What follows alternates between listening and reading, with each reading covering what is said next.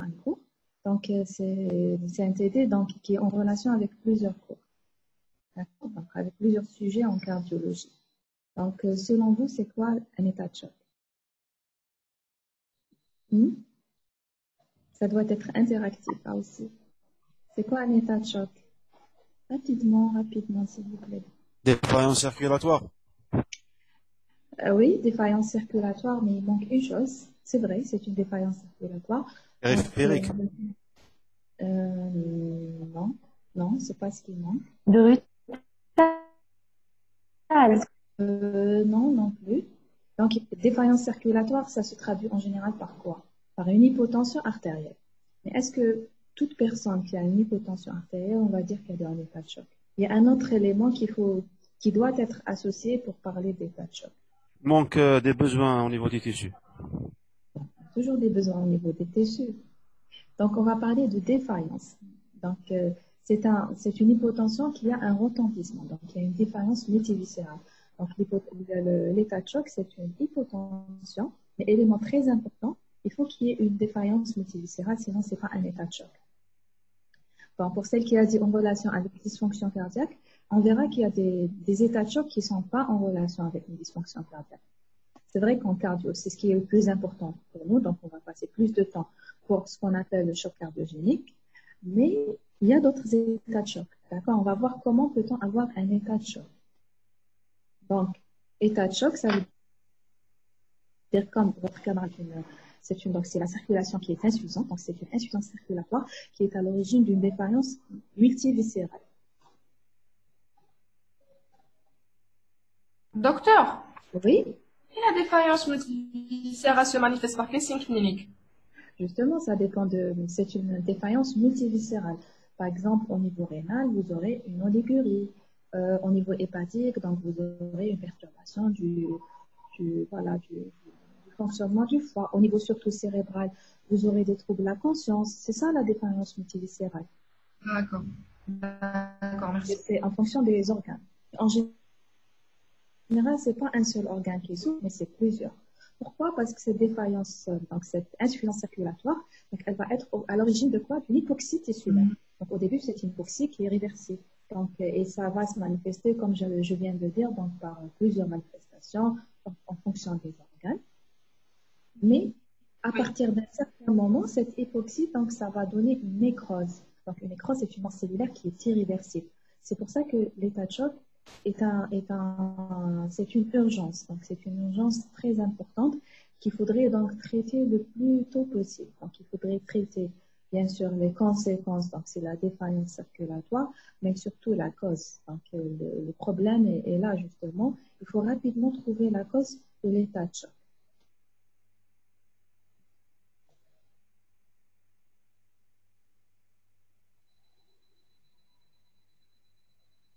Donc là, c'est juste un schéma. Donc, il rappelle donc, la circulation sanguine. Je pense que vous connaissez tout ça. Donc, vous avez le cœur droit et le cœur gauche. Donc, le cœur gauche, donc, il assure l'éjection de sang au niveau de tous les organes périphériques.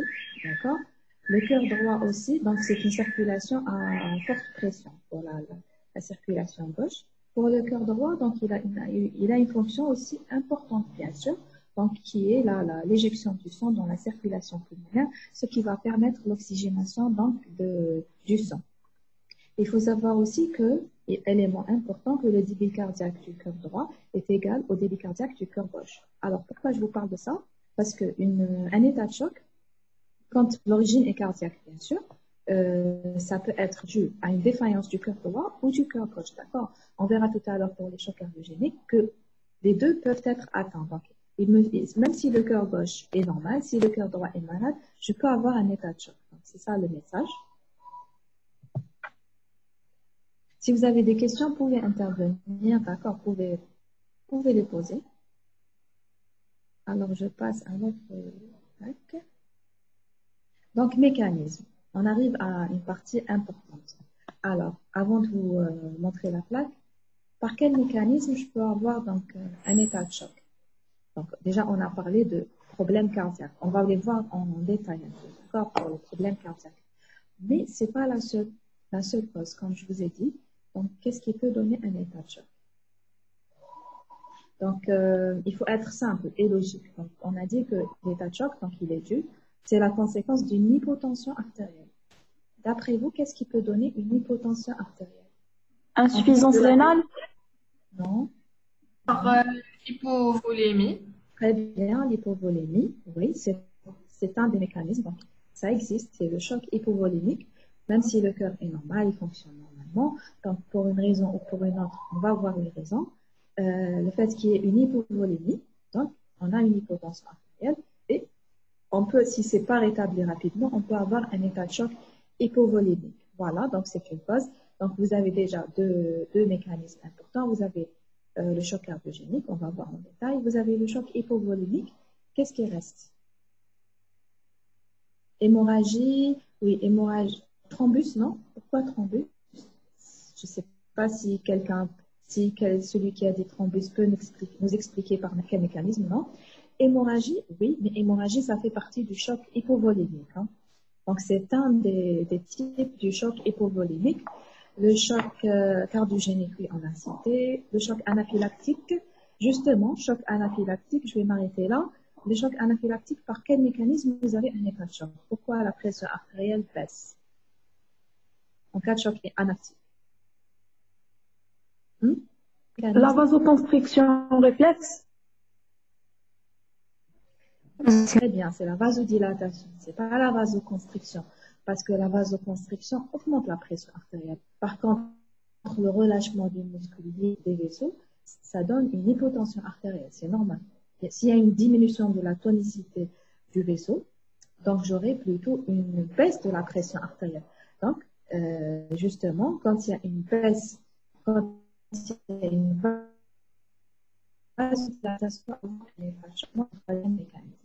il y en a qui ont dit choc septique, oui, choc septique aussi, mais choc septique, c'est un peu complexe. Le choc septique, c'est pas vraiment de la cardio, c'est pas de la cardio, mais il a une physiopathe qui est complexe. Donc, il associe un peu les différents mécanismes. Associe la vasodilatation. Et on va consacrer un petit moment pour le choc septique. C'est pas vraiment de la cardio, mais il associe une anomalie au niveau du vaisseau et peut même donner une diminution de la fonction cardiaque. Donc, en général, le choc septique, il associe plusieurs mécanismes. Donc, il est plus complexe. D'accord? Donc, on récapitule. Donc, l'état de choc cardiaque, il y a une anomalie dans la distribution. Donc, le choc, il est dû à une diminution de la pression artérielle. Donc, la diminution de la pression artérielle est due soit à une diminution du débit cardiaque, donc soit une diminution du débit cardiaque, donc c'est l'anomalie du fonctionnement du cœur, donc ce qu'on appelle, donc on verra, soit une diminution des résistances vasculaires. Donc c'est la même chose que la vasodilatation. Donc c'est une diminution de la tonicité des muscles lisses au niveau, donc les muscles lisses des vaisseaux, donc ça va donner une hypotension artérielle. Alors la diminution du débit cardiaque. Le débit cardiaque est égal à quoi? Il est égal au volume d'éjection systolique fois la fréquence cardiaque. D'accord? Le volume d'éjection systolique, je ne sais pas ce que vous connaissez, c'est le volume qui est mobilisé du ventricule à chaque systole.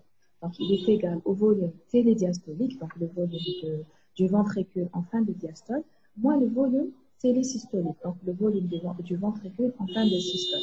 D'accord? Si la VES est diminuée, donc j'aurai une diminution du débit cardiaque. Si la fréquence cardiaque est diminuée aussi, j'aurai une diminution du débit cardiaque. Alors, maintenant, c'est à vous la parole. Dans quel cas j'ai une diminution du VES, du volume d'éjection systolique? J'attends les réponses. Dans quel cas je peux avoir une diminution du volume d'éjection systolique? Dans quel cas le cœur ne va pas éjecter assez de sang? Insuffisance ventriculaire. Oui, donc c'est une défaillance du cœur. Donc, quand le cœur ne fonctionne pas bien, encore une fois, on ne va pas rentrer dans les détails. Tout à l'heure, on va parler du choc cardiogénique. Mais il y a un autre cas de figure où le cœur est normal, mais il y a une diminution du volume d'éjection systolique. Dans quel cas? Dans quel cas? Donc, RAO, oui, RAO, augmentation de la force charge, atteinte myocardique, oui, d'accord, je suis d'accord. Mais il n'y a pas que ça. Tout ça, c'est le choc cardiogénique. Donc, ce que vous venez de citer, c'est le choc cardiogénique. Hémorragie, oui. Donc, tout ce qui est choc hypovolimique. Pourquoi? Parce que le volume d'éjection systolique, c'est vrai que ça dépend de la contractilité du cœur, mais ça dépend aussi de ce que reçoit le cœur comme liquide, d'accord? Comme sang, pardon.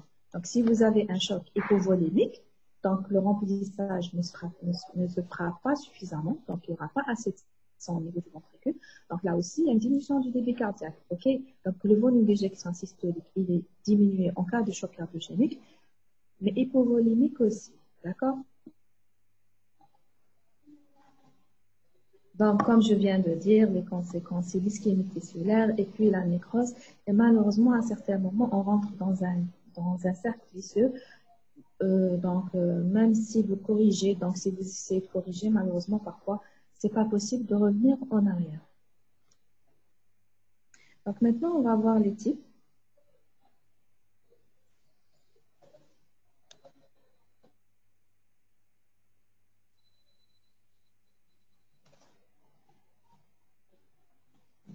Oui, il faut savoir aussi que dans les états de choc, il n'y a pas, bon, on a expliqué ça d'une manière très simple, mais il y a aussi d'autres phénomènes qui rentrent après, l'inflammation, les interleukines, mais ça, on ne va pas rentrer dans ces détails-là, d'accord? C'est par ce choc hypovolimique. Donc, le choc hypovolimique, il est dû à quoi? Donc, comme vous avez dit tout à l'heure, il peut être à une perte de gastro, donc surtout hémorragie digestive, c'est très fréquent. Donc on peut avoir une hémorragie digestive, on peut avoir une hémorragie extériorisée ou non extériorisée, on peut avoir donc, une hémorragie interne, externe, suite à un traumatisme. D'accord? Donc les exemples des hémorragies, elles sont interminables. Ok? Donc pour les pertes, la perte peut être une perte de sang, mais ça peut être une perte de liquide. Donc c'est pas une perte de liquide qui n'est pas sanguin. Par exemple, en cas de vomissement ou de diarrhée très importante, donc on peut avoir une diminution de la volémie. D'accord? Donc, quelqu'un qui fait des vomissements ou des diarrhées, donc il peut faire un état de choc. Heureusement, c'est pas tout le monde, bien sûr, quand c'est très abondant et quand la personne est vulnérable, par exemple, les personnes âgées, un nouveau-né, donc des vomissements ou des diarrhées peuvent provoquer un état de choc. Il y a aussi les brûlures, c'est très important comme cause. Pourquoi? Parce que la brûlure, elle entraîne une perte. Je m'excuse pour le bruit, c'est l'hôpital qui est bruyant. Alors, les brûlures, donc il y a une perte de liquide importante quand on a une brûlure. C'est pour ça qu'un des éléments les plus importants pour traiter une brûlure, surtout quand elle est étendue, donc, quand elle touche une grande partie de la surface corporelle, donc il faut réhydrater parce qu'il y a une perte de liquide. Un troisième secteur, par exemple, en cas d'occlusion intestinale, en cas de pancréatite. Donc, on peut avoir un troisième secteur. Donc, qui peut donner, donc il y a une fuite de liquide au niveau du troisième secteur qui peut donner donc un choc hypovolémique. Ça va? Est-ce que vous m'entendez? Est-ce que vous arrivez à suivre? Oui, docteur. Ça va? Est-ce que le bruit de fond ne vous dérange pas? Ça va? Pas vraiment, non. Non, non, ça va. Très bien. Alors, on continue. Est-ce que c'est compris? C'est simple. D'accord? C'est une notion simple. Il faut juste comprendre. Donc, après le choc hypovolimique, donc, on va voir le choc qui nous intéresse en cardio. Donc, c'est le choc. Ah oui, pardon. J'ai oublié de vous dire. En cas de choc, en cas d'état de choc, il y a des mécanismes qui sont mis en place donc, pour essayer de compenser cet état de choc. Donc, ces mécanismes, eux-mêmes, peuvent devenir délétères. Alors, quand vous avez un état de choc, quels sont les systèmes qui sont activés?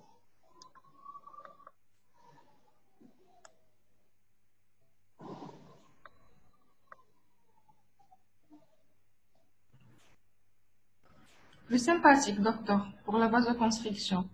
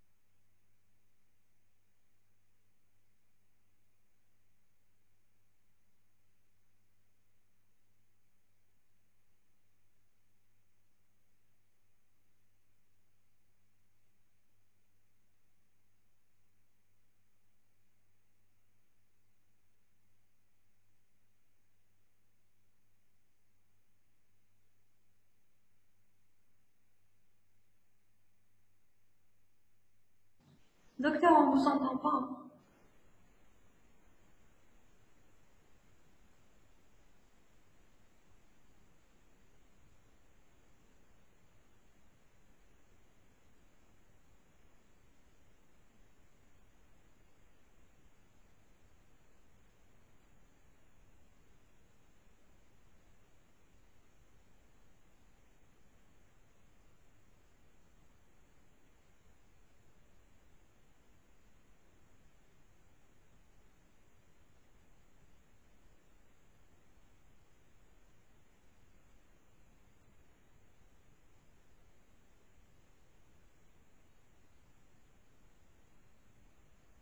Docteur, on vous entend pas. Activez votre micro.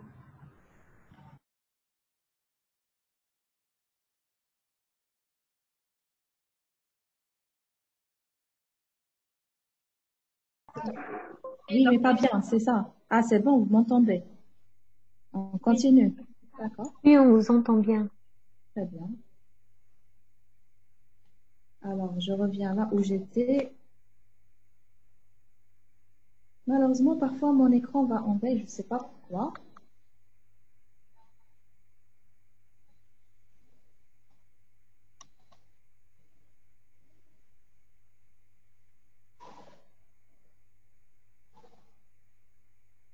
Alors, on parlait des mécanismes compensateurs de tout état de choc, hein, pas forcément le choc hypovolimique. Donc, vous avez parlé de système nerveux sympathique, oui. Qu'est-ce qu'il y a aussi comme autre système qui est activé en cas d'état de choc? Qu'est-ce qu'il y a comme système? Quel système est activé en cas d'état de choc? Rénine, angiotensine. Très bien, donc le système rénine, angiotensine, aldostérone. Donc, il va favoriser quoi? Il va favoriser, donc, je ne sais pas, est-ce que vous connaissez les détails? Normalement, vous avez fait ça, du système rénine, angiotensine, aldostérone. Donc, Oui. quels sont les mécanismes de ce système? Donc, comment va-t-il contribuer à améliorer, donc, à améliorer la perfusion, à améliorer donc La rétention voilà, il y a la rétention hydrosodée, il n'y a pas que ça. Donc la rétention hydrosodée, c'est grâce à quoi? C'est grâce à L'aldostérone.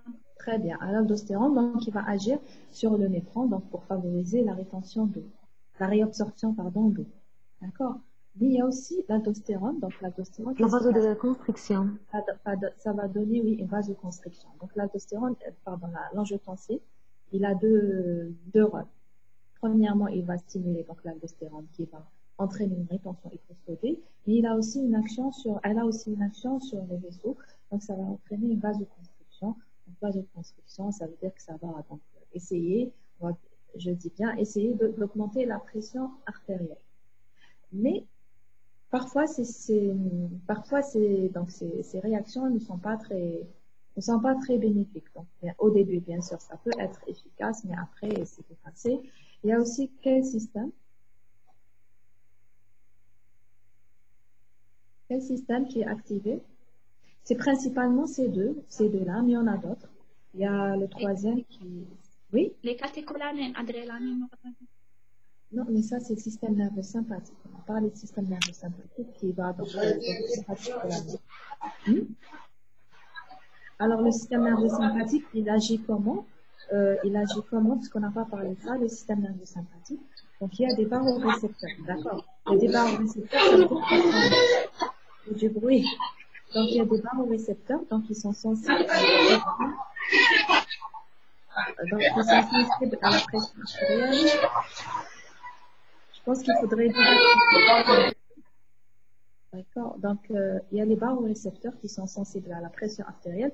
Donc, quand il y a une diminution de la pression artérielle, ils envoient un message au système nerveux sympathique en disant qu'il y a une hypotension artérielle. Donc, le système nerveux sympathique, il y a la sécrétion de catécholamines qui ont l'action qu'on a décrit, augmentation de la pression, de la fréquence cardiaque, de la contractilité et la vasoconstriction. Il y a aussi l'ADH, donc l'hormone antidiurétique qui est activé aussi, d'accord? Il y a tout un système d'interleukine qui est aussi activé, d'accord? De cytokine, pardon. Donc, Récapitulons. Donc, en cas d'insuffisance, en cas de défaillance circulatoire, on aura une augmentation de la fréquence cardiaque et une augmentation de la résistance vasculaire par le biais des systèmes conditionés. Et il y a aussi un autre mécanisme d'adaptation, c'est l'augmentation de l'extraction d'oxygène. Donc, le tissu, il va extraire plus d'oxygène, donc ce qui va entraîner une augmentation de la différence. Donc, ce que vous voyez ici comme DAV. Donc, c'est la différence artério-veineuse. Pourquoi? Parce que le tissu va extraire le maximum d'oxygène. D'accord? Donc, même les tissus essayent de s'adapter à cette défaillance circulatoire. Mais, exception au niveau du cœur, donc le cœur ne peut pas augmenter cette différence parce qu'elle est déjà maximale. Parce que le cœur, il consomme beaucoup d'oxygène. D'accord? Et le cœur, il souffre aussi de l'état de choc. Comme tous les autres organes, le cœur aussi peut souffrir de cet état de choc. D'accord? Donc, on revient à notre choc hypovolémique. Donc, on a cité les causes, donc les pertes liquidiennes sanguines et non sanguines. Donc, les conséquences, c'est comme on a cité, donc, activation des systèmes donc, sympathiques et système rénine-angiotensin, aldostérone, ATH et tout ça. Mais ces mécanismes sont limités. Pourquoi? Parce qu'augmenter la fréquence cardiaque, ça ne règle pas vraiment le problème. Parce que le problème, c'est la volémie, ce n'est pas la fréquence cardiaque. Les résistances vasculaires, oui, ça augmente la pression artérielle, mais pas beaucoup. Voilà, donc même la contractilité, ça va augmenter, mais ça ne va pas régler le problème. Parce que le problème, c'est un problème de quantité. Ce n'est pas un problème donc, de contractilité. Voilà, c'est pour ça qu'il faut rapidement agir. Donc le traitement dépend bien sûr de la cause. C'est le remplissage vasculaire. Si c'est une hémorragie, il faudrait bien sûr transfuser.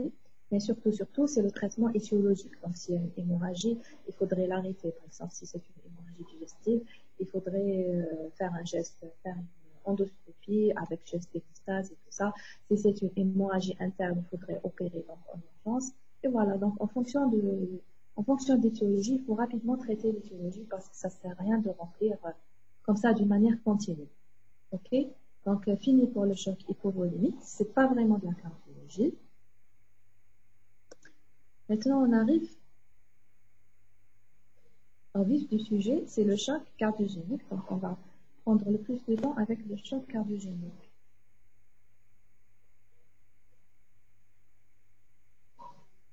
Donc, le choc cardiogénique, maintenant, le problème est au niveau cardiaque. D'accord? Alors, maintenant, c'est maintenant que vous allez me donner les mécanismes. Ah, l'écran n'avance pas. Est-ce que l'écran avance maintenant? Si, très bien. Alors, dans ce cas-là, donc le choc cardiogénique, c'est ça la partie du TD qui concerne le module de cardiologie. Alors, donc le cœur n'arrive pas à assurer sa fonction. Qu'est-ce qui peut donc donner un problème? Qu'est-ce qui peut gêner donc la fonction cardiaque? Donnez-moi des causes. Hypertrophie ventriculaire. Donc, hypertrophie ventriculaire, bon, si elle est importante, très importante, donc elle va gêner quoi l'hypertrophie ventriculaire? Pourquoi l'hypertrophie ventriculaire peut-elle donner un état de choc? Au début, au contraire, l'hypertrophie ventriculaire, elle augmente la contractilité. Elle ne donne pas un état de choc. Par exemple, si vous avez une HTA, l'hypertrophie ventriculaire ne va pas, donc c'est un mécanisme. C'est une réponse au travail contre une pression élevée, mais ça ne va pas donner un état de choc. Cardiopathie cyanogène. Oui. Rétrécissement aortique. Oui. Rétrécissement aortique. Bon, vous avez cité rétrécissement aortique. Mais en réalité, tout ce qui est anomalie à l'écoulement, moi je veux plus des grandes lignes, d'accord? Tout ce qui est anomalie à l'écoulement sanguin. Donc, rétrécissement aortique, rétrécissement mitral, d'accord? Donc, tout ce qui est valvulopathie, si elle est très importante, avancée, bien sûr, c'est des valvulopathies avancées, pas simples, d'accord, qui peuvent donner un état de choc. Donc, RAO, bien sûr, ça peut donner un bas débit parce que le sang n'arrive pas à traverser donc, la valve aortique et être éjecté. Donc, ça peut donner, oui, bien sûr, ça peut donner un état de choc cardiogénique. Le rétrécissement mitral serré aussi, mais c'est pas une anomalie d'éjection pour le rétrécissement mitral. Donc, le ventricule gauche ne peut pas se remplir correctement. C'est un rétrécissement mitral. Et donc, s'il ne peut pas se remplir correctement, il ne va pas éjecter assez de sang pendant la systole. Pour ce que vous avez cité aussi comme cardiopathie cyanogène ou non cyanogène, hein, quand une cardiopathie congénitale est très avancée aussi, sans rentrer dans les détails, c'est une anomalie à l'écoulement du sang à l'intérieur du cœur. Ça peut donner un état de choc cardiogénique. Donc, en dehors de ça, des anomalies de l'écoulement, qu'est-ce que je peux avoir comme Cause problème infectieuse ou toxique. toxique, infectieuse? Qu'est-ce que vous voulez dire par toxique ou infectieuse? Qu'est-ce que ça va donner sur le plan cardiaque? Peut-être va donner une insuffisance cardiaque et va provoquer le choc cardiogène. Insuffisance cardiaque, vous voulez dire par exemple en cas d'endocardite infectieuse, s'il y a des dégâts par exemple au niveau valvulaire, s'il y a une insuffisance mitrale aiguë, une insuffisance aortique aiguë, ça peut donner un état de choc cardiogénique. Toxique, oui, peut-être qu'il y a des toxines qui agissent sur la contractilité cardiaque. On peut avoir ça aussi, oui. Pas forcément toxique. Même les médicaments, par exemple un bêta-bloquant, il peut donner un état de choc cardiogénique. Surtout si le muscle est déjà défaillant. D'accord? On peut avoir une toxicité médicamenteuse. D'accord? Donc, le choc peut être d'origine iatrogène. Oui. Encore? Oui. Pour celle qui a dit baisse de la contractilité, oui. Je suis d'accord. Donc, c'est un des mécanismes importants. Donc, baisse de la contractilité, on va marquer une petite pause. Dites-moi dans quel cas j'ai une baisse de la contractilité. Dans quel cas j'ai une baisse de la contractilité cardiaque? En cas d'insuffisance ventriculaire. Oui, mais pourquoi j'ai une insuffisance ventriculaire? Qu'est-ce qui peut donner une insuffisance ventriculaire? Hypertrophie ancienne. Pardon, hypertrophie? Qu'est-ce que vous avez Très dit? ancienne. Si je peux dire. Pas vraiment. Pas vraiment. L'insuffisance mitrale. L'insuffisance mitrale, on l'a cité, c'est pas une anomalie de la contractilité. C'est une anomalie valvulaire. Donc, il y a une fuite importante du sang pendant la systole au niveau de l'oreillette gauche. C'est pas une anomalie de la contractilité. Au contraire, en cas d'insuffisance mitrale, il y a une hypercontractilité pour essayer de compenser. D'accord? Mais qu'est-ce qui peut me donner une diminution? Donc, une atteinte du muscle lui-même. Donc, là, je vais répondre. Donc, je peux avoir, par exemple, en cas d'infarctus. D'accord? En cas de syndrome coronaire aigu, il y a une partie du muscle qui meurt. D'accord? Donc, ou au moins une ischémie. Donc, il y a une partie du muscle qui ne reçoit pas assez d'oxygène, donc les myocytes. Donc, forcément, ça va mal se contracter. D'accord? Une autre étiologie, je ne sais pas si vous avez fait les cardiomyopathies. Docteur, Oui?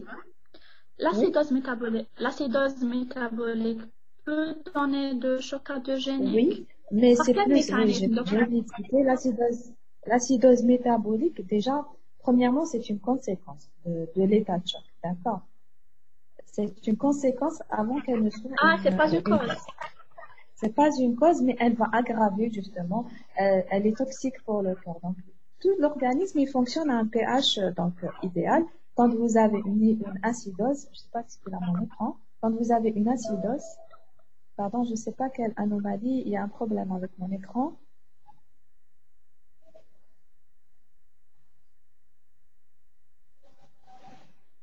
Alors, je vous laisse un instant, je vais redémarrer. Hein.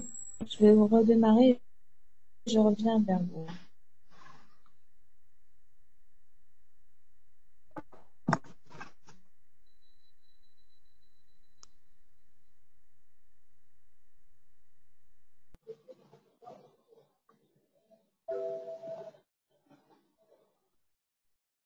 Alors,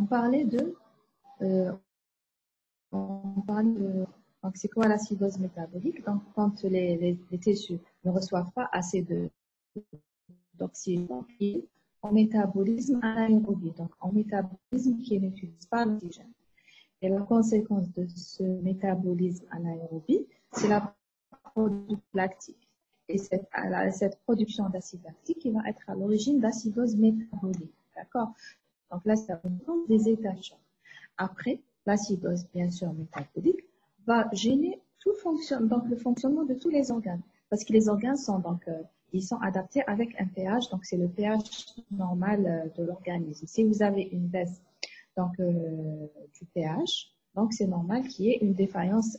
Donc c'est pour ça que l'état de choc, c'est toujours un cercle vicieux. Il ne fait que s'aggraver. Il ne fait que s'auto-aggraver déjà. Est-ce que j'ai répondu? Est-ce que vous m'entendez? Oui, docteur. Est-ce que vous m'entendez? D'accord. Donc, bien sûr, l'acidose métabolique agit, mais aussi le fonctionnement du cœur, même si l'origine n'est pas cardiaque. Parce qu'à la fin, tout état de choc va finir par une défaillance multiviscérale. Qui dit défaillance multiviscérale, le cœur peut être concerné aussi, même s'il est initialement normal. D'accord. Donc, on parlait des mécanismes qui peuvent donner un état de choc cardiogénique. Donc, diminution de la contractilité myocardique. Ça peut être soit, par exemple, un problème d'irrigation du muscle, donc syndrome coronaire aigu, cardiopathie ischémique. Mais bien sûr, heureusement, ce n'est pas tout syndrome coronaire aigu qui va donner un état de choc. Et quand la surface touchée est très importante, en général, quand il y a un infarctus antérieur étendu, d'accord, qui peut donner un état de choc. La cardiomyopathie dilatée. Je ne sais pas si vous avez fait les cardiomyopathies, mais c'est une anomalie du muscle. C'est une anomalie primitive du muscle. Donc, le ventricule va se dilater et sa contractilité va diminuer. Donc, il y aura de la fibrose au niveau du ventricule gauche, même parfois du ventricule droit, mais prédominant au niveau du ventricule gauche. Donc, il va donner une diminution de la contractilité myocardique. Donc, je ne sais pas si vous avez fait ou vous ferez le cours des cardiomyopathies. On vous parlera de cardiomyopathie dilatée. D'accord. Une autre cause de diminution de la contractilité myocardique, c'est la myocardie. Donc, c'est une inflammation. Donc, le muscle cardiaque, il y a une inflammation. Bon, l'origine peut être donc multiple, ça peut être une infection virale, ça peut être auto-immun, donc c'est pas le sujet. Mais l'essentiel, c'est une inflammation du muscle qui va donc entraîner une diminution de sa contractilité, qui peut être aussi à l'origine. Pardon, est-ce que vous dites quelque chose? Je pense que c'est un bruit de fond. Je ne sais pas si vous êtes en train de dire quelque chose. Voilà, donc on peut avoir une anomalie d'écoulement intracardiaque sanguin. Donc, c'est tout ce qui est valvulopathie. Docteur. Oui, oui, oui, oui. Oui, qui veut me parler? Qui veut parler? Malheureusement, je n'entends pas. Je ne sais pas, est-ce que le problème est chez moi ou chez vous? Sinon, écrivez. Pour ceux que je n'entends pas, écrivez-moi. D'accord? Parce que là, je n'ai pas entendu. Docteur. Oui? Lorsqu'on a un syndrome coronaire chronique, est-ce que c'est l'insuffisance coronarienne? Bon, c'est la même. Le syndrome coronaire chronique, oui, c'est une...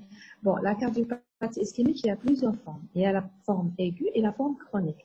Donc, la forme aiguë, c'est quoi? Donc, vous avez un vaisseau qui va... Donc, vous avez une plaque d'athérome qui va se rompre, d'accord? C'est ça le syndrome coronaire aigu.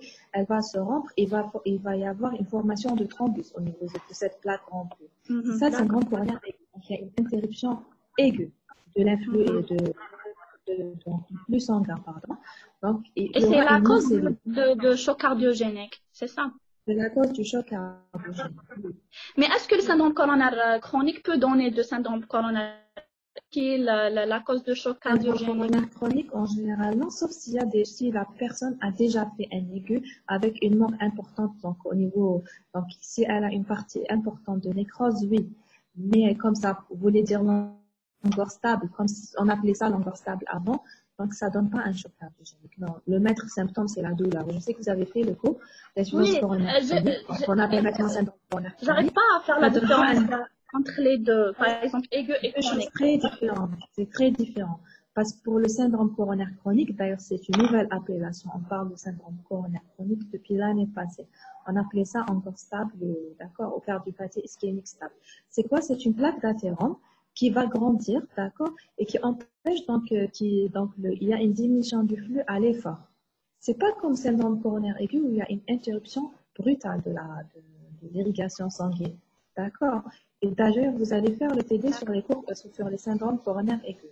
Donc, le cours que vous avez fait, c'était syndrome coronaire chronique. Donc, c'est une évolution chronique d'une plaque d'athérome qui va entraîner, en général, une diminution d'irrigation sanguine à l'effort.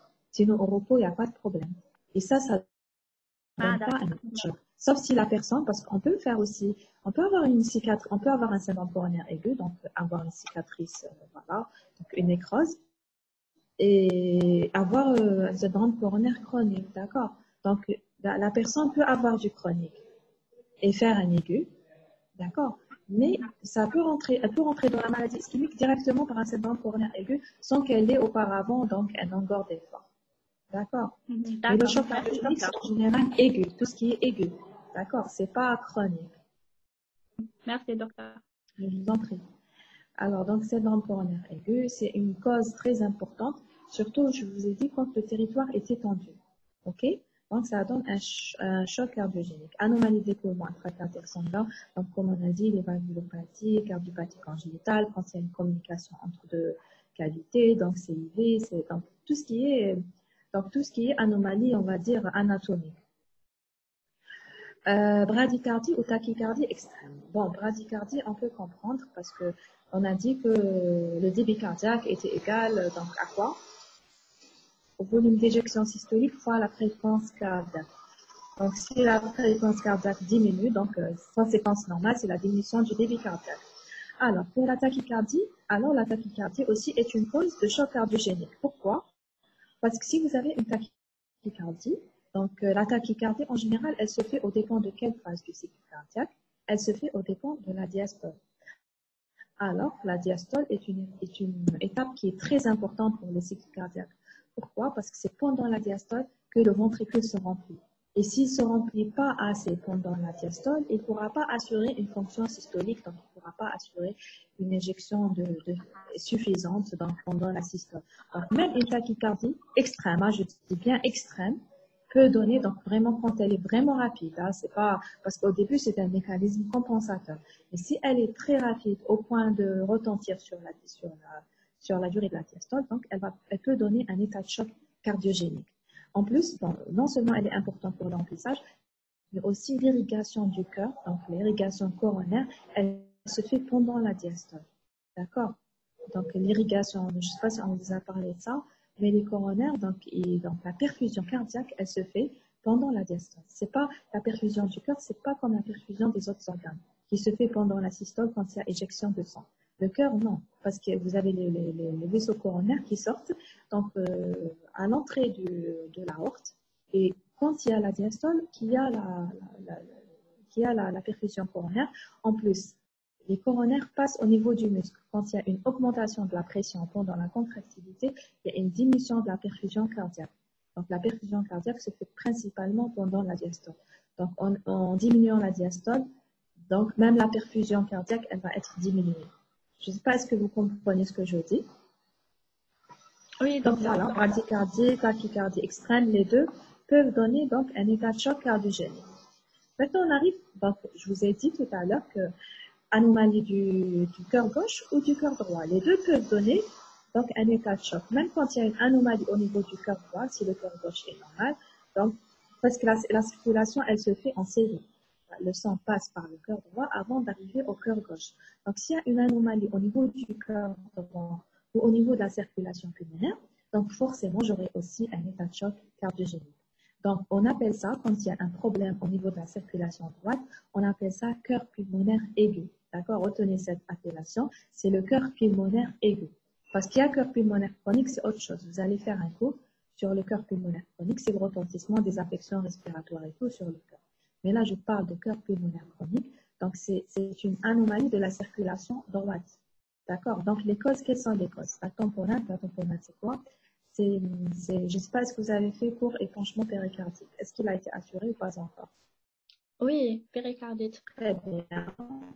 Donc, tamponade, c'est la principale crainte devant un patient qui fait un épanchement péricardique. Donc, ce qui peut tuer un patient. Pardon? C'est une? Qu'est-ce que vous avez dit? Complication de péricardite. Oui, c'est une complication. C'est une complication mortelle. D'accord? Donc, c'est une complication mortelle. Alors, c'est quoi la tamponade? C'est quand le liquide comprime le cœur. D'accord? Et ça donne un tableau d'adiastolie. Ça veut dire que le cœur n'arrive pas à se distendre. Mais pourquoi on dit le cœur droit? Pardon? Pourquoi les cavités droites? Parce que les cavités droites, elles ont une pression plus basse que les cavités gauches. Donc, les premières à être comprimées, c'est les cavités droites. Donc, la cavité droite ne peut pas, donc elle peut pas se remplir. Le ventricule droit ne peut pas se remplir, d'accord?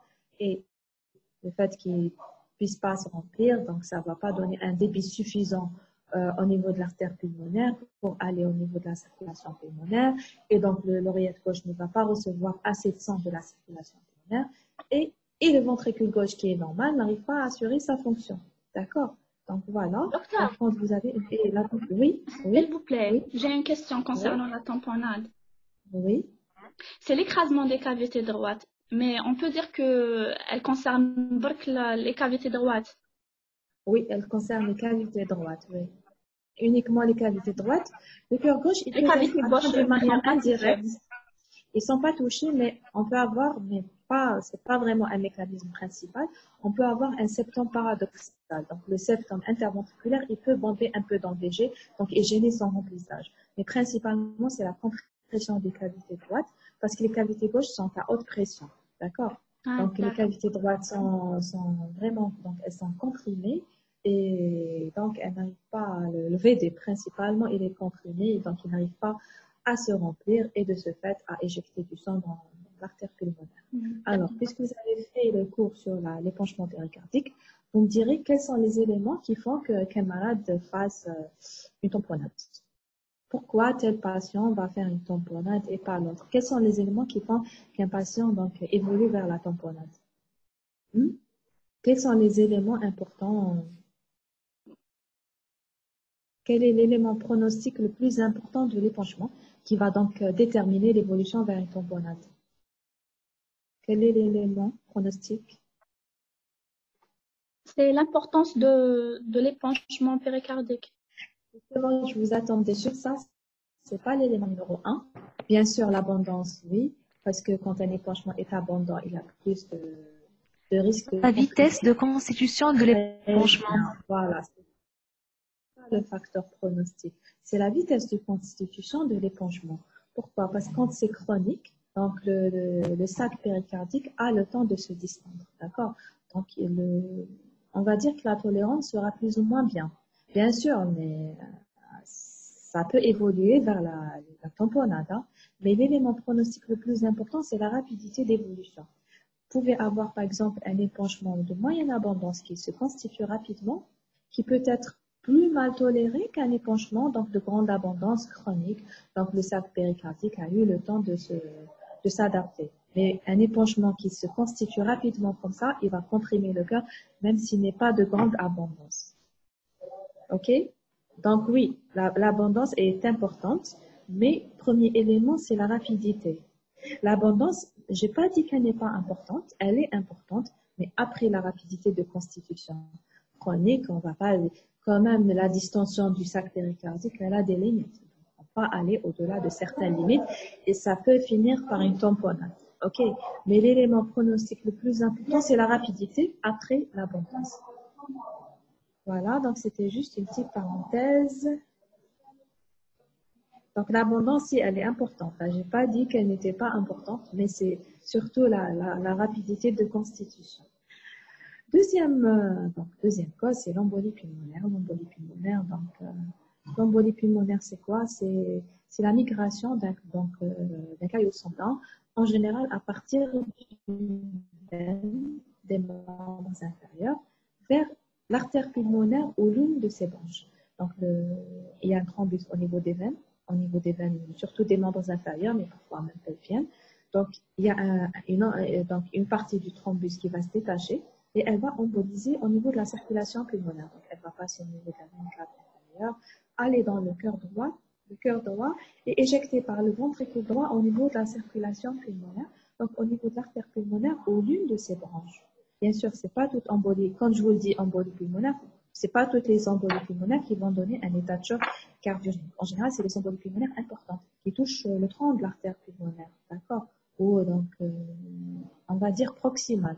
C'est pas toutes les embolies pulmonaires, heureusement, qui vont donner un état de choc cardiogénique. Donc, une embolie pulmonaire, non, le corps d'embolie pulmonaire, il est programmé à la fin, vous l'avez pas encore fait. Alors, une embolie pulmonaire qui se complique de choc cardiogénique, c'est vraiment mortel. D'accord? Donc, il faut agir. Donc, je vous dis d'emblée, donc vous allez faire le cours embolie pulmonaire, vous allez faire le traitement et tout, mais il y a un traitement spécifique uniquement quand vous avez un choc cardiogénique, c'est la thrombolyse. D'accord? La thrombolyse, vous allez en parler. On va vous en parler. Donc, quand vous ferez syndrome coronaire aigu, mais c'est une indication aussi donc, de donner un traitement en IV, un thrombolytique. Donc, on va vous en parler quand on fera les syndromes coronaires aigus. Donc, c'est un médicament qu'on injecte à l'intérieur, donc en IV, en intraveineux, et qui a pour fonction de détruire le thrombus. Donc, comme son nom l'indique, thrombolyse, donc lyse d'un thrombus. D'accord? Mais la seule indication quand il y a une embolie pulmonaire, c'est quand il y a un choc cardiogénique, donc quand il y a une hypotension. Sinon, on ne donne pas de thrombolyse, on donne des anticoagulants. Je ne sais pas, est-ce que en ce moment-là, est-ce que vous faites la différence entre anticoagulants, thrombolyse? Je ne sais pas si vous avez fait les cours sur ça. Je ne pense pas encore, mais ça viendra, d'accord? Vous ferez tout un cours sur l'embolie pulmonaire. Alors, la troisième cause, il y a 3 principales causes de cœur pulmonaire aigu. Hein. Donc, vous avez la tamponnade, vous avez l'embolie pulmonaire et vous avez l'IDM du ventricule droit. Donc, l'infarctus du ventricule droit. Comme le ventricule gauche peut être touché, il y a souvent une extension, surtout quand l'infarctus est inférieur. Vous avez une extension vers le ventricule droit. Donc, le ventricule droit, il y a une partie qui meurt, comme pour le ventricule gauche, et donc il n'assure plus sa fonction d'éjection au niveau de l'artère pulmonaire et il s'ensuit donc une chute du débit cardiaque au niveau du cœur droit et aussi bien sûr du cœur gauche et donc un état de choc. Ça aussi, c'est un tableau dramatique. Alors que normalement, l'infarctus inférieur, donc le stémie inférieur, est de bons pronostics, sauf justement quand il y a cette complication où il peut être mort. Et justement, dans ce cas-là, il faudrait revasculariser en urgence. Revasculariser, donc vous verrez le traitement, il faudrait faire une coronarographie pour ouvrir l'artère qui est fermée, pour ouvrir l'artère qui est obstruée. Est-ce que ça va? Est-ce que ça va? Il faudrait de temps en temps me rassurer, me dire que vous comprenez ce que je dis. Est-ce que ça va? Oui. Oui, docteur. Alors, on continue. Il ne reste pas beaucoup, hein, rassurez-vous.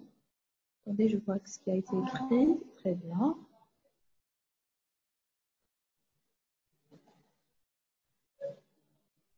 Il y a aussi un autre mécanisme que je n'ai pas écrit aussi, c'est quand vous avez un pneumothorax, d'accord? C'est pratiquement comme la tamponnade quand vous avez surtout un pneumothorax bilatéral, hein, parce que le cœur il est situé entre les poumons. Alors si vous avez un pneumothorax important, compressif, ça peut donner aussi ce tableau de cœur pulmonaire aigu. Hein. Donc ça peut comprimer les cavités cardiaques et donner un cœur pulmonaire aigu. Cœur pulmonaire aigu, je rappelle, c'est l'atteinte de la circulation droite, hein, d'accord?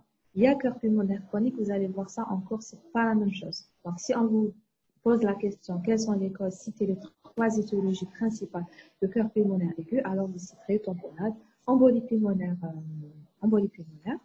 et infarctus VD, donc IDM du VD. Bon, pour faire la différence entre ces différentes, donc bien sûr le tableau il est semblable entre tamponnade, donc entre tamponnade. Qu'est-ce que j'aurai comme signe clinique? J'aurai l'hypotension, bien sûr, comme on a dit. Et j'aurai aussi des signes droits. Alors, pour tout ce qui est choc cardiogénique, hein, d'une manière générale, il y a l'hypotension et la défaillance multiviscérale qu'on a cité. Il y a aussi un élément en plus, c'est des signes de congestion. Par exemple, si c'est une défaillance du cœur gauche, j'aurai des signes de congestion, donc avant le cœur, donc au niveau de la circulation pulmonaire, ce qu'on appelle OAP. D'accord? Quand vous avez une atteinte du cœur droit, donc quand vous avez un cœur pulmonaire aigu, j'aurai des signes de congestion avant le cœur droit. Donc j'aurai une élévation de la pression veineuse systémique. Donc j'aurai une turgescence des jugulaires. D'accord? Je vais avoir des signes d'insuffisance cardiaque droite. OK? Donc, ce qui est spécifique au choc cardiogénique, c'est les signes congestifs. D'accord? Pour le cœur gauche, c'est l'OAP. Pour le cœur droit, c'est les signes, donc, c'est la turgescence des jugulaires, reflux hépatojugulaire, hépatomégalie, donc des signes de déficience cardiaque droite, aiguë, bien sûr. Parce qu'il y a même l'insuffisance cardiaque, il y a aiguë, il y a chronique. Donc, le diagnostic pour faire la différence entre tamponnade, embolie pulmonaire, c'est vraiment, parfois c'est difficile quand vous recevez un patient en état de choc. Donc, l'échographie transthoracique peut jouer un grand rôle. Par exemple, pour la tamponnade, vous mettez juste la sonde, vous voyez qu'il y a un épanchement avec compression des cavités. Vous avez donc directement le diagnostic. Et le geste qui va sauver, c'est quoi? Le geste qui va sauver? Le geste qui va sauver?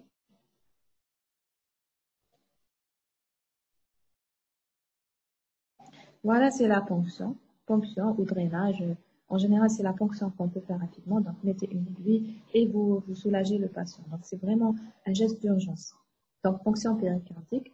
Par contre, si l'embolie pulmonaire, non, je vous ai dit que si vous avez un état de choc cardiogénique, il faut faire la thrombolyse. Alors, heureusement qu'il y a l'échographie pour faire la différence, parce que si vous thrombolysez une tamponnade, ça va s'aggraver. D'accord?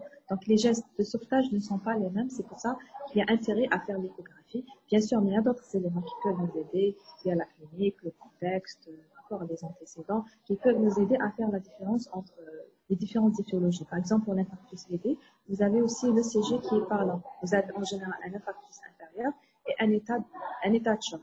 D'accord?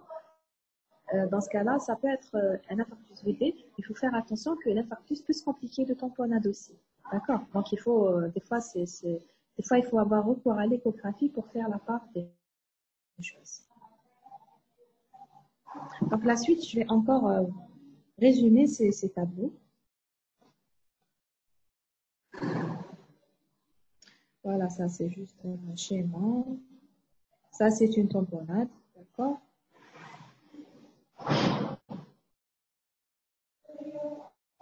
Donc, tamponnade avec compression, vous voyez les flèches, compression des cavités principalement, enfin, pas principalement, c'est les cavités droites qui sont comprimées. Il faut plus de pression pour comprimer les gauches.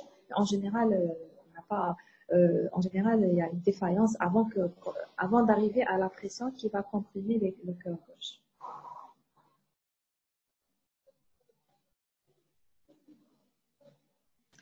Là, c'est quand il y a une, voilà, quand il y a une, c'est la même chose en face. Là, quand il y a une embolie pulmonaire,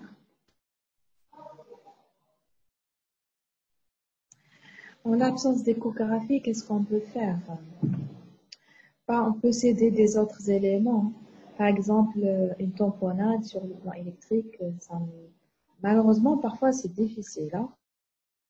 Par exemple, une tamponnade donne un microvoltage. Par contre, l'embolie pulmonaire, elle a d'autres signes électriques. Donc, on peut avoir une tachycardie sinusale, un bloc droit, des ontés négatives en V1, V2, V3, l'aspect A5, V3.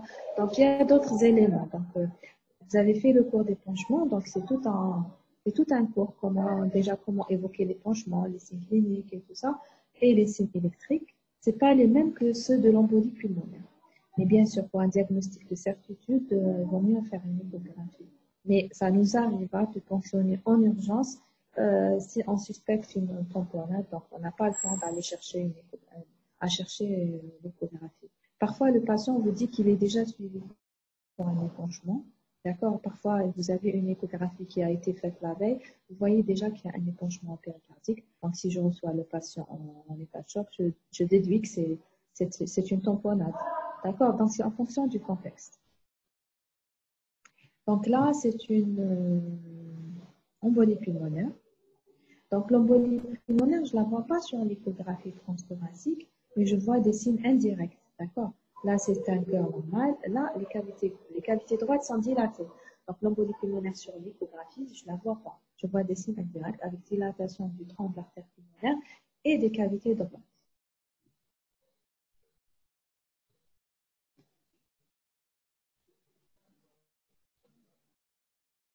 Voilà, alors on continue. Là, c'est un schéma encore qui résume le tableau de cœur pulmonaire aigu. D'accord? On appelle ça Beck's triade. D'accord? C'est la triade de Beck's. Vous n'êtes pas obligé de retenir ce nom. Donc, elle associe quoi? Elle associe, donc, ça, c'est une turgescence. Ça, c'est la veine jugulaire. D'accord? C'est la veine jugulaire externe. Elle est turgescente. Pourquoi elle est urgente? Parce que je vous ai dit que le choc cardiogénique, il y a une défaillance donc, au niveau du cœur, et il y a une congestion dans la circulation donc, en amont. Là, c'est la circulation veineuse. Donc, il y a augmentation de la pression au niveau de la circulation veineuse, donc au niveau de la veine cave supérieure, et puis donc les branches, et ça se voit aussi ici sur la veine jugulaire externe. Donc, ça, c'est une distension de la veine jugulaire. Donc, c'est en faveur donc d'un cœur pulmonaire. On la voit aussi dans les cœurs pulmonaires chroniques aussi. D'accord? Donc, c'est un signe droit donc c'est le plus précoce, c'est le plus fréquent qu'on voit en cas de cœur pulmonaire aigu. Vous avez aussi, pour la tamponnade, vous avez une diminution des bruits cardiaques. Pourquoi? Parce que le cœur, il est comprimé, donc il est entouré de liquide, donc le sang est amorti par le liquide, donc vous entendez mal les bruits. Il faut savoir que les bruits peuvent être amortis aussi chez un sujet osseux, donc ce n'est pas un signe qui est très, très spécifique. Et vous avez une hypotension artérielle. OK? Pour l'embolie pulmonaire, les bruits ne sont pas amortis, mais le bas débit lui-même peut donner il peut donner un amortissement. Le bas débit peut donner aussi une diminution des bruits cardiaques. Hein. Voilà. Alors, j'avance. J'ai d'avancer pour vous laisser un peu de temps. Est-ce que vous avez dit quelque chose? Non? Pour vous laisser un peu de temps avant le cours. Alors, je vais commencer. Là, c'est un schéma donc c'est un schéma qui résume le mécanisme physiopathologique du cœur pulmonaire aigu. D'accord. Rapidement, je vous l'explique.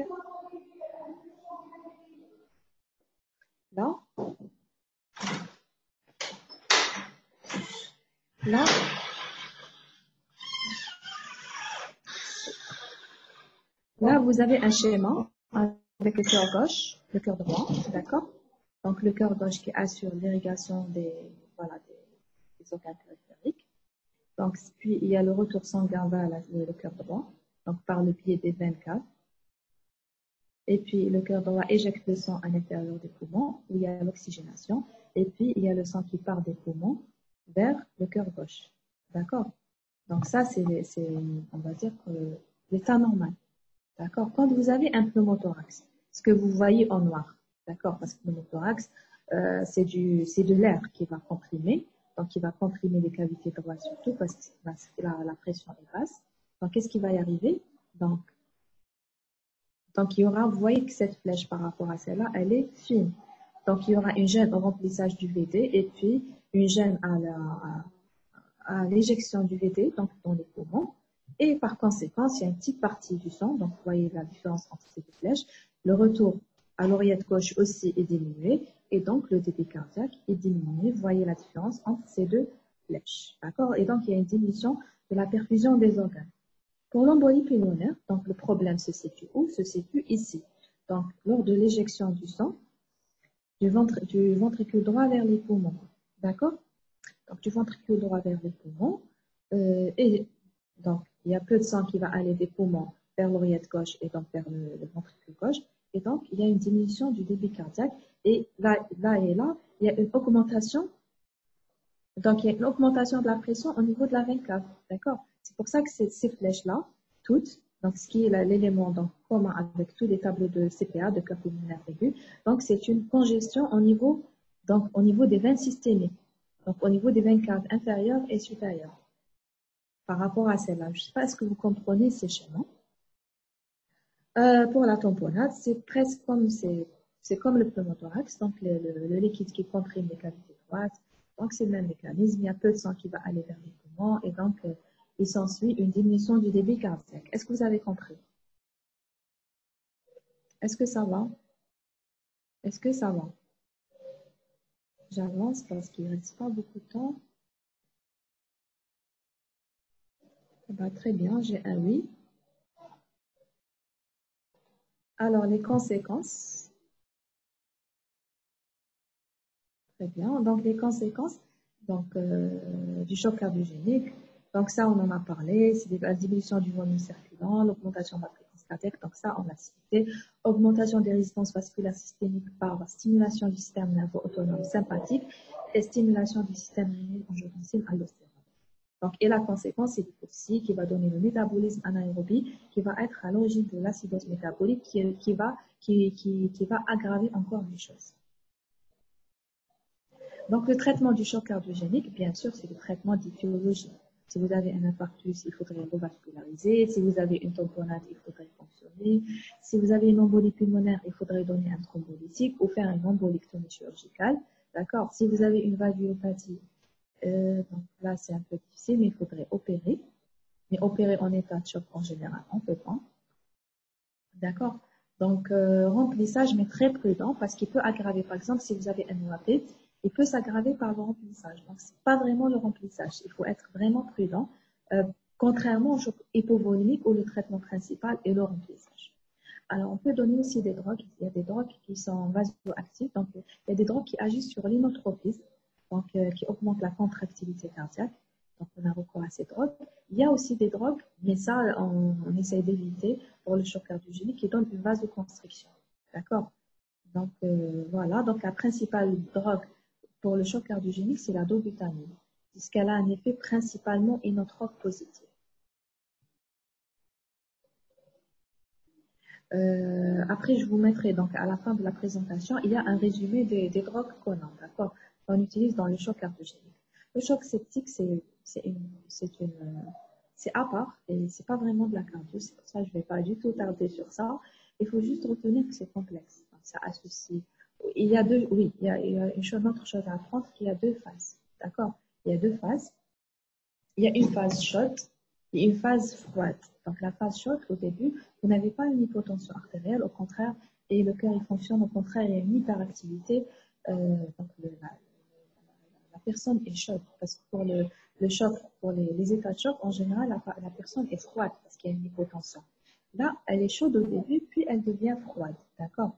Donc, le choc septique, c'est une insuffisance circulatoire aiguë, témoin d'une réaction inflammatoire. Donc, c'est une réaction inflammatoire qui va entraîner l'état de choc, qui résulte de l'action d'un agent microbien et des substances toxiques qui sécrètent. Donc, la physiopathie est très complexe. Donc, elle associe une vasoplégie, donc avec diminution de résistance vasculaire, mais qui est tardive. Hein, c'est pas au début qu'on a la vasoplégie, et des anomalies des capillaires. Même vous vous rappelez, je vous ai parlé de l'extraction d'oxygène par les tissus. Dans le choc septique, même cette fonction est altérée. Donc, même l'extraction des tissus de l'oxygène est diminuée. D'accord? Donc, le choc septique, bien sûr, il y a association d'un syndrome infectieux avec fièvre, syndrome donc, biologique inflammatoire, plus l'état de choc, donc hypotension avec défaillance viscérale. Et c'est vraiment gravissime de choc septique. C'est quelque chose vraiment de fatal. Donc, il faudrait agir très vite en donnant des antibiotiques en IV. D'accord? Je ne vais pas rentrer dans les détails, ça dépend de l'apport entrée, sinon c'est probabiliste. Et agir aussi sur l'état de choc en donnant des drogues. Alors, pour les drogues, là, la drogue la plus, donc c'est pas la dobu, c'est pas dobutamine comme en cas de, c'est la noradrénaline. D'accord? Alors, on va passer le choc septique de phase, donc je viens d'en parler, chaude et froide. Les étiologies, donc on ne va pas entrer dans les détails, c'est les états septiques graves, d'accord? L'immunodépression. Le choc anaphylactique, c'est un choc, comme on a parlé au début, c'est un choc vasoplégique, d'accord? C'est un choc vasoplégique, donc c'est en relation avec un relâchement des muscles, donc c'est un état de choc en rapport avec le contact avec un allergène. Donc, les immunoglobulines qui rentrent dans cette réaction, c'est les immunoglobulines E. D'accord? Et les cellules donc, effectrices de E. Normalement, vous avez fait ça en immuno, mais c'est pas, donc, je ne sais pas si vous vous rappelez. Donc, les mastocytes et les basophiles qui sont responsables de la sécrétion de substances. Donc, ces substances qui vont donner une vasoactive qui vont donner une vasodilatation. Donc, et un état de choc. Donc, le diagnostic d'état de choc, c'est la pression artérielle diminuée avec tachycardie, oligurie, donc les conséquences des troubles de la conscience, des signes de construction, de vasoconstriction périphérique, donc des membres froids. Donc, vous voyez que c'est la couleur de la peau est pâle, si vous la touchez, elle est vraiment froide. Donc, avec des marbreurs. C'est quoi les marbreurs? Donc, on les voit surtout aux genoux. Donc, ce que vous voyez sur le schéma. Donc, on les voit surtout au début aux genoux, puis ça s'étend. Donc, c'est cette circulation qu'on voit. Et bien sûr, des signes respiratoires. Donc, on a des signes partout. Donc, ça, c'est un tableau. Je pense qu'on va finir par ça. Donc, c'est un tableau qui résume les types d'état de choc. Normalement, ça, c'est à vous de le faire. Alors, on commence par le choc cardiogénique. Ça, c'est la pression veineuse centrale. Ça, c'est la pression capillaire. Ça, l'index cardiaque. L'index cardiaque, c'est quoi? C'est le débit cardiaque qui est en fonction de la débit cardiaque indexé à la surface corporelle. C'est ça. Donc, vous pouvez dire ça, c'est débit cardiaque, résistance vasculaire systémique et différence artério-veineuse en oxygène. Donc, pour le choc cardiogénique, l'élément qui est touché, c'est bien sûr le débit cardiaque qui est diminué. D'accord? Et comme on a dit, donc on a dit qu'il y a une congestion en avant, donc il y a une augmentation de la pression capillaire et de la pression veineuse centrale. Donc, si c'est une défaillance du cœur droit, donc j'aurai une élévation de la pression veineuse centrale, pas celle-là. D'accord? Et donc, les résistances vasculaires systémiques vont être augmentées. Donc, c'est une réaction parce qu'il y a activation du système nerveux sympathique et rénine-angiotensine aldostérone. Et la différence artério-veineuse est augmentée parce que c'est une réaction aussi. D'accord? Je ne sais pas, est-ce que vous avez compris cette ligne? Répondez-moi rapidement pour que je puisse avancer. Est-ce que vous avez compris cette ligne? Alors, l'élément principal, c'est l'index cardiaque qui est diminué, très bien. Donc, augmentation des pressions en amont et augmentation des résistances vasculaires systémiques et la différence artério-veineuse. Donc, c'est une réaction, comme on a parlé des réactions à l'état de choc. D'accord? Pour le choc hypovolémique, alors là aussi, l'index cardiaque est diminué. Mais les pressions en amont sont diminuées aussi.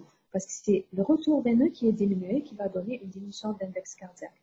Il n'y a pas une élévation des pressions en amont. Donc, c'est plutôt diminué. Pour les conséquences, c'est les mêmes que le choc cardiogénique. Donc, j'ai une augmentation. Ah, pardon, je n'ai pas le pointeur. Je pensais que j'étais en train de suivre avec le pointeur. Donc, voilà. Donc, vous avez une augmentation des résistances vasculaires et de la différence artério-veineuse. Pour le choc anaphylactique, le problème se situe où? Se situe ici. Donc, les résistances vasculaires systémiques qui diminuent. D'accord? C'est ça le problème principal. Alors, comme réaction, j'aurai une augmentation de l'index cardiaque. Et bien sûr, ce n'est pas un problème au niveau du cœur. Donc, il y a une dilatation, donc les pressions au niveau des veines et des capillaires sont plutôt diminuées. Et la différence artério-veineuse est augmentée parce que c'est une réaction. Donc, la réaction à l'état de choc, c'est une diminution de l'augmentation de la différence artério-veineuse, donc l'augmentation de l'extraction de l'oxygène par les tissus. Maintenant, le choc septique. Donc, le choc septique, il y a deux lignes. Donc, le choc septique, c'est la phase chaude, on appelle septique hyperkinétique. La phase froide, on appelle septique hypokinétique. Alors, pour le septique hyperkinétique, au début, c'est une réaction. Donc, l'index cardiaque est augmenté. Les résistances vasculaires sont diminuées. D'accord? Ils sont diminués, mais je n'ai pas encore l'état de choc.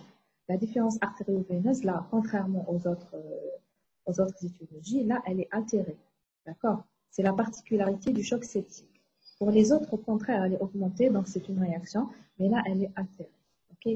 Donc, pour la phase hyperkinétique, j'ai une diminution des résistances vasculaires systémiques, donc qui va essayer d'augmenter justement la pression artérielle. C'est pour ça qu'elle reste encore élevée.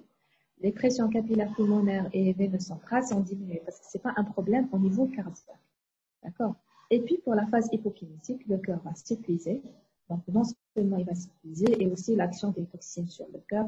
Donc, les toxines peuvent avoir un effet inotrope négatif en plus de son épuisement. Donc, j'aurai une diminution de l'index cardiaque. Si j'ai une diminution de l'index cardiaque, forcément, j'aurai une augmentation des pressions en amont. Okay? Les résistances vasculaires vont chuter, donc c'est l'effet des toxines. Donc, ça va encore aggraver l'état de choc. Donc, vous avez l'index cardiaque qui est diminué, les résistances vasculaires qui sont diminuées, et une altération de la différence artério-veineuse. C'est pour ça que c'est un état de choc gravissime. Si vous avez un état de choc septique en phase froide, c'est vraiment grave. Il faut agir rapidement, donc il faut traiter symptomatiquement l'état de choc, remplissage de drogue, vasoactive et tout ça, et surtout agir sur la porte d'entrée et donner des antibiotiques vraiment puissants en IV, donc association et tout. Donc, en cardio, en général, choc septique, c'est le domaine du réanimateur. C'est pas en cardio, mais il faut savoir, par exemple, quand vous avez un patient qui a une endocarditis infectieuse, on peut rencontrer un tableau de choc septique.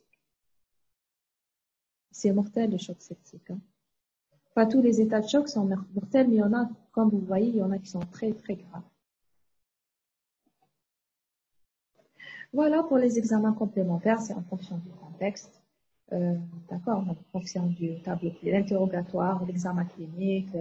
Par exemple, quelqu'un qui a fait un accident de la circulation, je peux penser directement à un choc hypovolémique, hémorragique, d'accord. Donc, quelqu'un qui a une douleur thoracique, je vais plutôt penser à quelque chose de cardiaque.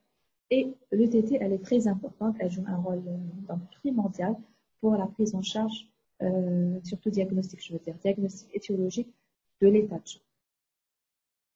Voilà, ça c'est un tableau qui résume les drogues qu'on utilise dans l'état de choc. D'accord. Donc je vous ai dit, je pense que c'est la dernière plaque. Voilà, dobutamine, c'est la principale donc, drogue qu'on donne en cas de choc cardiogénique parce qu'elle agit sur les récepteurs bêta.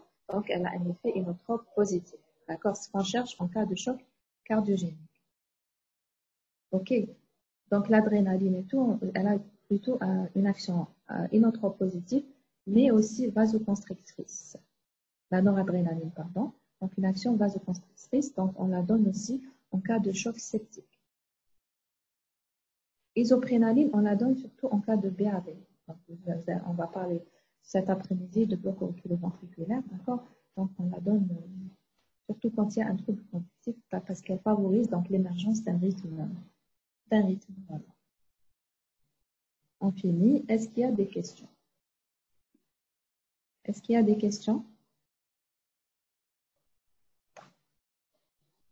Est-ce qu'il y a des questions? Parce que là, le TD est fini. Est-ce qu'il y a des questions? Des questions? Est-ce que vous êtes toujours avec moi?